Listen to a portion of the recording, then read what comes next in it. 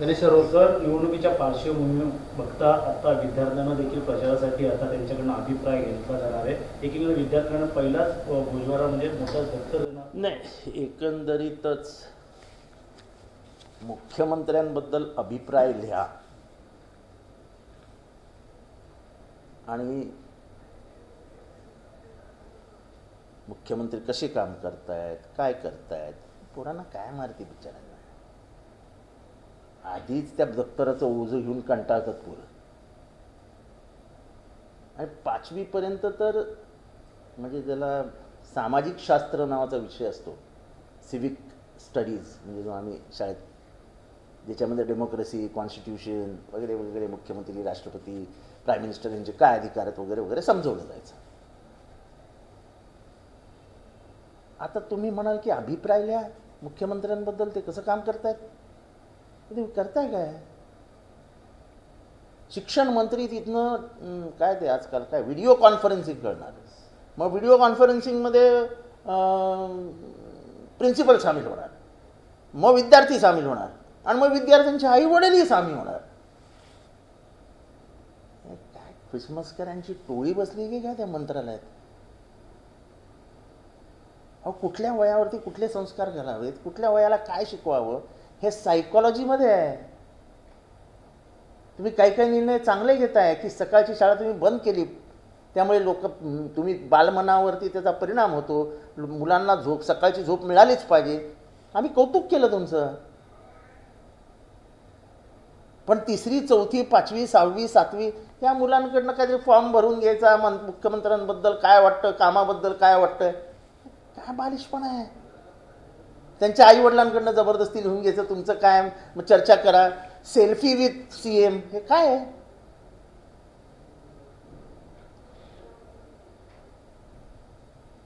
म्हणजे जे काही मोदी साहेब हे वेगळी पर्सनॅलिटी आहे. तुम्ही काय स्वतःला नरेंद्र मोदी समजायला लागलेत की काय. ते 2.5 वर्षात नरेंद्र मोदी साहेबांनी सेल्फी विथ सीएम, पीएम हे काही वर्षांनंतर काढलेली संकल्पना होती. तुम्ही तर आत्ताच निघाले काढायला. तुम्ही कोणाबरोबरही सेल्फी काढा, आमचं काही म्हणणं नाही. तुम्ही दिसायला सुंदर आहात, स्मार्ट आहात, दाढी मस्त काळी वगैरे आहे, सगळं व्यवस्थित आहे. पण ही जबरदस्ती कशाला सेल्फी काढायची. तुम्हाला काय वाटतं, म्हणजे समाज खुश होईल का तुमच्याबरोबर सेल्फी निघाल्यावरती? ते काय फोटो घरात लावतील असं वाटतं का तुम्हाला. पोरांना ताण देऊ नका, पोरांना त्रास देऊ नका, काहीतरी त्यांच्याकडनं भरून घेऊ नका. हे नको ते चोचले महाराष्ट्र सहन करत नाही. खाजगीकरण शाळा असतील म्हणजे एकीकडे तुम्ही खाजगीकरण करताय शाळांचं, दुसरीकडे 5 शाळांचं एकत्रीकरण करताय. तुमच्याकडे शिक्षक नाही आहेत, शाळेच्या भिंती पडलेल्या आहेत, शिक्षकांना वेळेवर पगार मिळत नाही, 7वा वेतन आयोग लागू झालेला नाही आहे, लोकांना 5-5 किलोमीटर 10-10 किलोमीटर शाळा चालत यावी लागते. ह्याच्यावरती विचार करूया. संस्कारक्षम महाराष्ट्राची निर्मिती शिक्षणात होईल हे आम्हाला मान्य आहे. पण त्यांच्यावरती असे राजकीय संस्कार टाकू नका की जोर जबरदस्ती आम्हाला करायला लावलं. हिटलरही हेच करायचा, विद्यार्थ्यांचाच वापर करायचा. ते बिचारी निर्मळ मनाची माणसं असतात. इनोसन्स, सर्वात लहानपणाची त्याची ताकद काय असते, त्याचा इनोसन्स. त्या इनोसन्सवरच तुम्ही हल्ला करताय.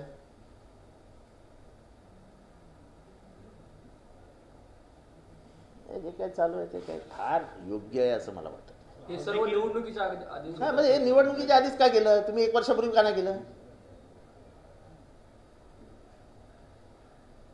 1 वर्षाच्या अगोदर जर केलं असतं तर आम्हाला वाटलं असतं तुमचा उद्देश चांगला आहे, की त्यांनाही जाणीव झाली पाहिजे महाराष्ट्रात किती काम होत आहे. आता समृद्धीला भोग पडलं, ही तर हेडलाईन होती. उद्या त्यांनी लिहिलं तर की समृद्धीला भोग पडलं ब्रिजला.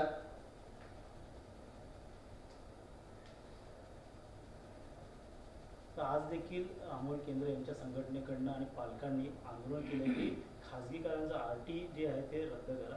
मतलब ज्या मुलांना ऍडमिशन भेटत आरटी मार्फत ते पण देखील आता- असं आहे की यांना गरिबांबद्दल कणवच नाही, प्रेमच नाही, आपुलकीच नाही.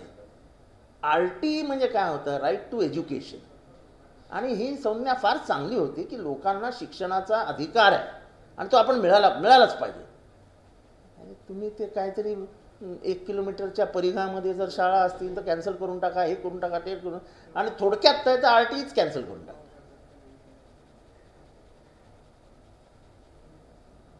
गरिबांनी शिकू नये, हाच मूळ हेतू आहे तुमचा. समाजामध्ये 2 वर्ग तयार हवेत, एक गरिबांचा वर्ग आणि एक श्रीमंतांचा वर्ग. जसं कार्ल मार्क्सने सांगितलं की जगामध्ये शेवटी फक्त शिल्लक काय राहील तर क्लास स्ट्रगल. क्लास म्हणजे एक वरचा क्लास आणि एक खालचा क्लास, हे दोघं एकमेकांशी विटत बसतील. वरचा क्लास श्रीमंत होत राहील, खालचा क्लास खाली खाली खाली जात राहील. मात्र मुख्यमंत्री म्हणतात की नेहमीच डबल इंजिन सरकार आहे, सर्वसामान्यांचं सरकार आहे, शेतकऱ्यांचं सरकार आहे. ते दिलेली भाषणं वाचण्यात सोपं असतं. हे सर्वसामान्यांचं सरकार आहे. सर्वसामान्य आहे कुठे? महागाई बघा कुठे, काय बुजवारा लागलाय तो बघा. सर्वसामान्य तुम्हाला दिसतात कुठे या सरकारमध्ये ते तरी सांगा. काल शासन आपल्या दारी कार्यक्रम होता कल्याण डोंबिवली शिरोडला, मात्र आणि 4 ठाणे महानगरपालिकेचे सगळे अधिकारी तिथे कामाला होते. एकही अधिकारी जागेवर नव्हता. मी स्वतः एकाला अधिकाऱ्याला भेटायला गेलो तर त्याच्या पिऊनने मला सांगितलं, मग ते पिऊन पण निघालेला आता गडबडीत की मला कल्याणला जायचं आहे. तर म्हणून नाही सगळ्या अधिकाऱ्यांना बळजबरी आता कल्याणची ड्युटी लावली. आता इतके एवढं महानगरपालिका आहेत, प्रत्येक महानगरपालिकेतले 4000 जरी लोक गेले तर ठाणे जिल्ह्यात सर्वात जास्त महानगरपालिका आहेत. म्हणजे 20-25 हजार लोक तर तेच जमा करू शकतात. अधिकाऱ्यांना वेटीस धरण्यात आलं अरे अधिकाऱ्यांना वेटीस काय, आता प्रत्येक जणच घाबरतो ठाण्यामध्ये. मुख्यमंत्री ठाण्यात आहेत. मुख्यमंत्र्यांचा एक वेगळा वलय असतो. पोलीस अधिकारी घाबरतात, सगळेच घाबरतात. मुख्यमंत्री हे इतकं मोठं पद आहे की पाहिजे त्याला पाहिजे तसं ते सतवू शकतात आणि पाहिजे त्याला पाहिजे ते देऊ शकतात. दुर्दैवाने त्यांचं माझ्यावरचं प्रेम कमी झालं, त्यामुळे मला काहीच देत नाही. नको त्यांच्यावर जास्त प्रेम यायला लागले त्यांना. तर काल देखील उपमुख्यमंत्री दोन्ही येणार होते, मात्र फडणवीस यांनी देखील पाठ फिरवली अशी चर्चा सुरू आहे की अंबरनाथ प्रकरणामुळे, गायकवाड प्रकरणामुळे ते अंबरनाथला जाऊ शकले नाही. त्यामुळे कुठेतरी दुसरं सुरू आहे. मला दुसऱ्याच्या घरात काय चालू आहे ह्याच्याशी मला कधीही घेणं देणं असतं. का आले नाहीत ते त्यांचं त्यांनी बघावं. अजित पवार असं म्हणतात की आमच्या कागदच पडले, त्यामुळे आम्ही परत एकत्र येण्याची शंका नाही असं बोलतात. त्यांच्या मनात शंका होती का आम्ही परत येऊ अशी? साहेबांनी तर कधीच ठरवलेलं, मार्ग वेगळे झाले. एकदा तुम्ही जातीयवादी पक्षांबरोबर गेले की तुमचा आणि मानचा संबंधच नाही. तुम्ही अनेक ठिकाणी सभा होता, आमचा घड्याळ चोरले, पाकिट मारण घड्याळ. म्हणजे काय, आता सभेला जाऊन सांगावं लागणार ना की शरद पवारांच्या ला धक्का मारून घरातनं बाहेर काढलं आणि काढताना त्यांचं पाकिट आणि घड्याळ काढून घेतलं, मग तो पाकिट मारच झाला ना. आपल्याला मुंबईत काय आपण समजतो, घड्याळ चोरल्यावर काय म्हणतो आपण, अरे यार पाकिट माराने घड्याळच मारलं यार. आपण असं म्हणतो का घड्याळ मारलंय फक्त, आपण म्हणतो पाकिट माराने घड्याळ मारलं. ही मुंबईत आपण आम, म्हणजे मी ट्रेननी फिरलोय म्हणून मला हे सगळं माहिती आहे ना. मुंबईत कोणालाही विचारा की तुमचं जर घड्याळ गाडीत मारलं गेलं की तोंडाने पाकिट माराने घड्याळच मारलं माझं. अशा पाकिट मारून घेऊन आमच्या साहेबांना घरातनं बाहेर काढता काढता घड्याळच मारून घेऊन गेले. मग यांना पाकिट मार नाही म्हणायचं, काय म्हणायचं? मला दुसरा शब्द सांगा. हा जर असंसदीय शब्द असेल तर मला दुसरा शब्द सांगा. आता तुमच्या शब्दामुळे चांगलंच झोपलंय त्या ठिकाणी राष्ट्रवादीच्या लोकांना. नाही, त्यांना झोंबलंय का नाही झोंबलंय ह्याच्याशी मला काय करायचंय. तुतारी निशाणी जागोजागी आता पुसायला लागलेली. अरे सर्वात भारी आमची तुतारी.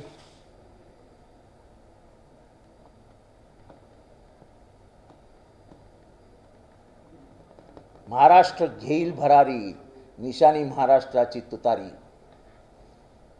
मी तर बसल्या बसल्या तयार करेन आता घोषणा. मी तुम्हाला बसल्या बसल्या 10 घोषणा सांगू? जाऊन द्या, टीव्हीवर चालवणार ना तुम्ही, मी कशाला बोलू.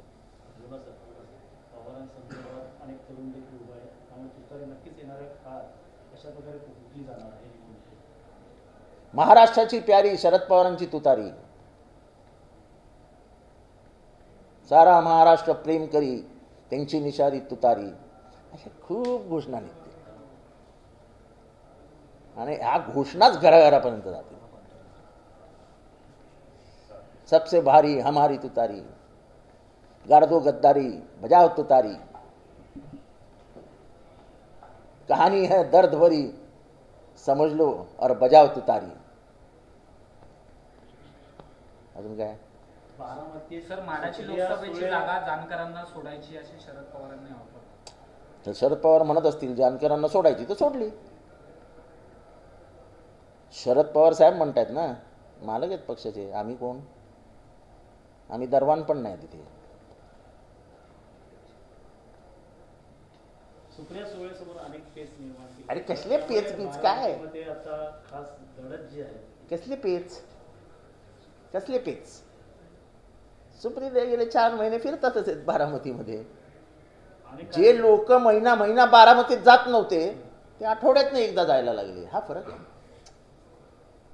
जे नियमित बारामतीत जात होत्या, त्या नियमित कार्यक्रम घेत होत्या, ते नियमित गावात जात होत्या, ते त्यांचे कार्यक्रम चालू आहेत.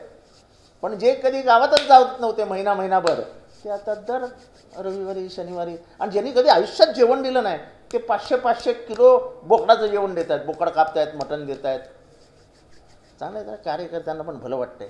बारामतीचं मत येणाऱ्या निवडणुकीत खऱ्या अर्थाने बघायला गेलं तर पवारांच्या बाजूने एक अजितदादांच्या. हे बघा, लोकशाहीमध्ये जनतेने कोणाला मत द्यावं हा जनतेचा अधिकार. आम्ही जे काम केलं आहे, म्हणजे ताईंनी जे काम केलं आहे, त्याला रेकग्निशन, त्याला मान्यता पूर्ण भारताने दिली. आणि म्हणून त्यांच्या कारकिर्दीत अनेक वेळा संसद रत्न म्हणून पुढे आल्या. त्या संसद रत्नाची पण यांनी टिंगल उडवली, ठीक आहे, हरकत नाही. पण त्यांच्या भाषणातली विविधता, त्यांच्या भाषणात त्यांनी समोर पुढे आणलेलं स्टॅटिस्टिक्स, त्यांचा त्या विषयावर बोलत असताना त्याचे जागतिक संबंध त्या विषयाचे, हे सगळं बोलणं इतकं सोपं नाही. भाषण लिहून देणार असला तरी ती माहिती जमा करावी लागते, त्याच्यात त्याला वेळ द्यावा लागतो, आपल्याला काय आशय हवा आहे हे सांगावं लागतं, आणि त्याच्यासाठी संसद समजावी लागते. आता जे टिंगलटवाळी करतायत की हे कसले संसद रत्न, आमच्या दृष्टीने संसद रत्न आहेत ना. फिरोज गांधी हे संसद रत्न होते, अटल बिहारी वाजपेयी हे संसद रत्न होते, मधु दंडवते हे संसद रत्न होते, जॉर्ज फर्नांडिस हे संसद रत्न होते, मधु लिमय हे संसद रत्न होते, कर्पूरी ठाकूर हे संसद रत्न होते, रामविलास पासवान हा संसद रत्न होता, के कामराज हे संसद रत्न होते. अजून किती नाव घेऊ? मात्र सुप्रीम कोर्टाने ज्या निरीक्षण नोंदवलं होतं, मात्र कुठेतरी निवडणूक आयोगाने जो निकाल दिला होता अजून देखील लोकांमध्ये नाराजी आहे आणि पवारांना देखील मोठ्या प्रमाणात नाराज त्या ठिकाणी. बरोबर, निवडणूक निकाल विकली गेली. निवडणूक आयोगाचे निर्णय चुकलेलेच आहेत. निवडणूक आयोगाला सुप्रीम कोर्टने सांगितलं असताना तुम्ही ही परीक्षा लावू नका, तरी सुप्रीम कोर्टाने ती परीक्षा लावली. सुप्रीम कोर्टाचे आधार म्हणजे जे त्यांचं कार्यक्षेत्र आहे ते मर्यादित आहे. सुप्रीम कोर्टाच्या आदेशाच्या बाहेर जाऊन निर्णय देणं ही सुप्रीम आपल्या निवडणूक आयोगाची सर्वात मोठी चूक आहे. सर, भाजपकडनं उमेदवारांची यादी जाहीर झालेली आहे, त्यामध्ये ज्येष्ठ नेत्यांची नावं जी आहेत ती वगळलेली आहे. महाराष्ट्रातले त्यांचे नेते नितीन गडकरी यांचं सुद्धा या पहिल्या यादीत नाव नाही. आता तो त्यांचा प्रश्न आहे. नितीनजींना त्यांना टेन्शन द्यायचं असेल तर ते देऊ शकतात. आता ते मोठी माणसं आहेत. नितीनजी गडकरी तसे आता छोटे कार्यकर्ते झाले. पवन सिंग याला तिकीट देण्यात आलं होतं, मात्र विरोधामुळे परत त्यांचं तिकीट कापण्यात आलं. विरोधामुळे नाही, तुम्ही कोणीही काही केलं नाही. समाज माध्यमांमध्ये म्हणजे सोशल मीडियाने जे काही चालवलं त्याच्यामुळे विकेट पडली त्या आसनसोलच्या उमेदवाराची. मेन स्ट्रीम मीडिया काही चालवलं नाही, तुम्ही दाखवलं पण नाही.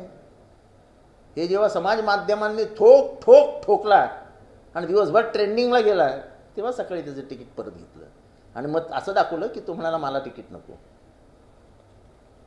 सर, राहुल गांधी यांची 16 तारखेला भाजप विरोधात ठाण्यामध्ये असणार आहे. तुमच्या मतदारसंघातून देखील ती यात्रा ठाण्याकडे निघणार, तर कशा प्रकारची तयारी असते? तयारी तर मोठी असेल, पण मला आनंद आहे जर ते माझ्या मतदारसंघात येणार असतील. बघा, मी गांधी घराण्याचा भक्त आहे, मी काँग्रेसचा भक्त आहे, माझ्या रक्तात गांधीवाद आहे, माझ्या रक्तात गांधी आहे.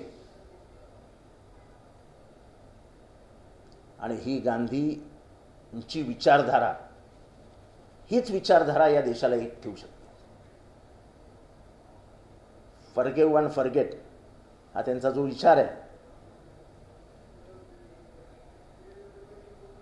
हाच या देशाला विचार एक ठेवू शकतो. त्यांनी सांगितलं होतं, डोळ्यासाठी डोळा मागेल तर जग उद्ध्वस्त होईल.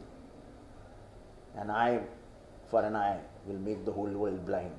ही पॉलिटिकल फिलॉसॉफी ही माननीय महात्मा गांधींची किती मोठी फिलॉसॉफी आहे. म्हणजे तुम्ही जर एकाचा डोळा काढला आणि त्यांनी तुमचा डोळा काढला, त्यांनी तुमचा डोळा काढला म्हणून परत तुम्ही त्यांचा डोळा काढला, असं करता जग अंध होईल.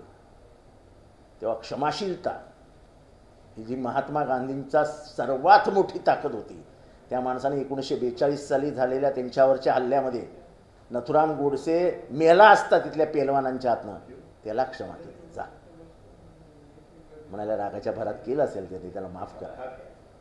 आणि त्याच नथुराम गोडसेंनी नंतर गांधीजींचा जीव घेतला.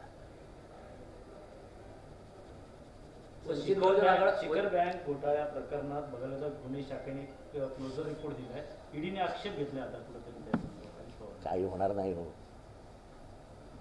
कशाला वगैरे याच्यावर चर्चा करायची. वंचित बहुजन आघाडीसोबत बैठका सुरू आहेत, कधी फायनल निर्णय होणार आहे? बघा, मी आज ट्विट केलेलं आहे, पत्र लिहिलेलं, पत्र नाही मी ट्विट पण केलं आहे की वंचित बहुजन आघाडी आणि आमचे समविचार आहेत.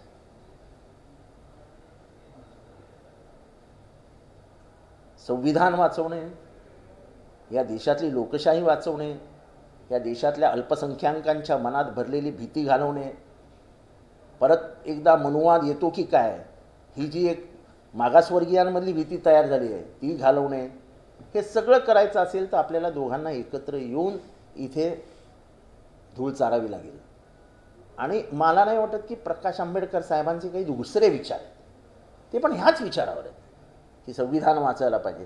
ठीक आहे, थोडंसं पुढे मागे होतं, ते करून आम्हाला दोघं एकत्र आलो तर सगळं व्यवस्थित होईल. जागेच्या फॉर्म्युला संदर्भात सगळ्या फॉर्म्युला तय हो, तुम्ही काय घाबरू नका. भिवंडीची जागा काँग्रेस म्हणते. अहो जाऊ द्या हो, अंतिम यादी यायला वाट बघा ना, शांतपणाने सगळं शांतपणाने होईल. मोदी शहा पुन्हा आता महाराष्ट्रात वारंवार येत आहेत, त्यामुळे कुठेतरी अनेक कार्यक्रम, जे काही सर्वे येत आहेत ते सगळे बीजेपीच्या विरोधात येत आहेत. जे काही सर्वे येत आहेत, लोक स्पष्टपणाने म्हणत आहेत की तुम्ही सत्ता घेतल्यानंतर ज्या पद्धतीने पक्ष फोडता ती पद्धत लोकांना आवडलेली नाही. आणि त्यामुळे महाराष्ट्रात जरा परिस्थिती खराब आहे. त्या परिस्थितीवर मात करायची असेल तर ह्यांच्याकडे एकच रामबाण उपाय, मोदी आणि शहा.